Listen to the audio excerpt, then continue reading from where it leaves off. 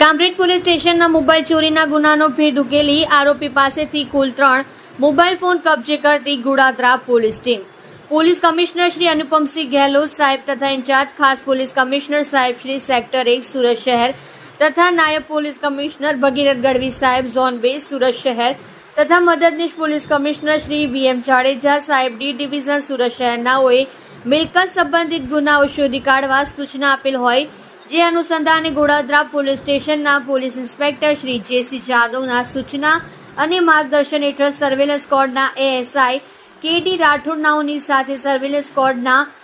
Police માણસો police station વિસ્તારમાં પેટ્રોલિંગમાં હતા. તે દરમિયાન આસિસ્ટન્ટ હેડ કોન્સ્ટેબલ હરવિજયસિંહ અનિરુદ્ધસિંહ તથા પોલીસ કોન્સ્ટેબલ હરેશભાઈ નરસિંહભાઈ નાઓને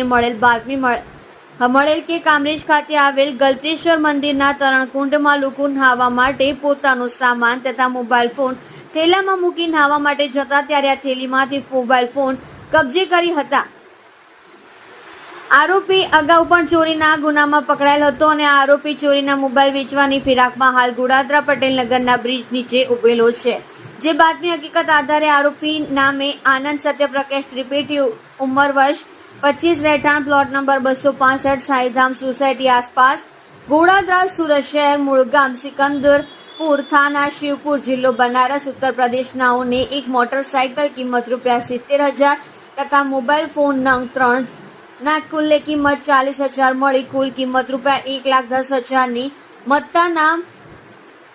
સાથે પકડી પાડી પ્રશંસનીય કામગીરી કરેલ છે.